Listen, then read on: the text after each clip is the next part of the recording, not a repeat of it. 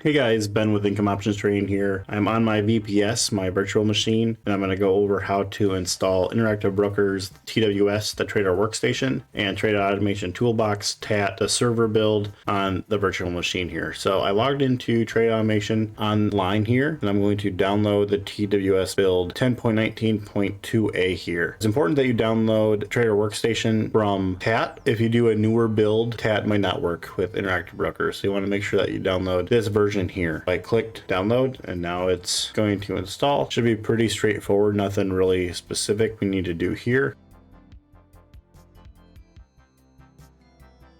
I'm going to click Run Trader Workstation and click Finish, and it should pop up when it's done. I'm going to open it up, and I'm just going to go over how you initially set this up. So first thing you'll want to do is you want to make sure that your Interactive Broker's time is linked up to the virtual machine, which it is in this case. I am Central Time Zone, and this computer is in Eastern Time Zone. So I want to make sure that everything, when I set up TAT later, is in Eastern Time Zone. So we go in here, I'm going to go into Settings, Configure, and the first thing we're going to look at is under API, go into Settings. And you'll want to check the enable ActiveX and socket clients and then uncheck the read only API. And then also you'll want to take note of your socket port, which is 7496 usually. Then we want to go into precautions under API, and we want to make sure that bypass order precautions for API orders is checked. The other thing you can do is you can go under lock and exit. Typically you have to log in to Interactive Brokers every day, but if you do auto restart and make sure it's at like 11:45 or even like 11:30,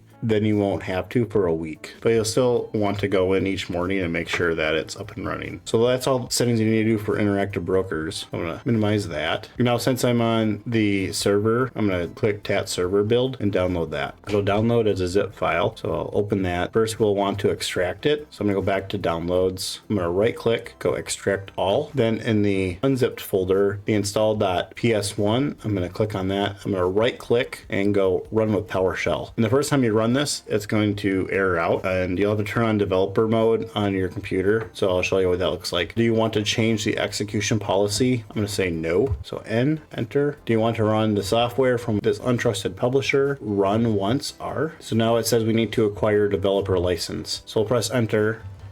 And then we'll want to do R for run once. And then here it'll open up developer mode. So right now it's off. So we want to turn that on. Yes, to turn on developer mode. And apply. So we should be good there. So now we'll want to run this again. So I clicked enter to exit out, and I'll right click on this and do run with PowerShell. And this time it should work. And you can tell the screen looks different than before. Successfully added. When I go to start typing in Trade Automation Toolbox, that'll be an app. And if we go into settings, port is 7496, which is what the TWS was. And you'll want to make sure that your market close is set to whatever time is on your machine. So I am Eastern Time Zone, so 4 p.m. is correct. If you have any questions on how to set up TAT and Interactive Brokers on your virtual machine, let me know and I can help out. Thanks for watching.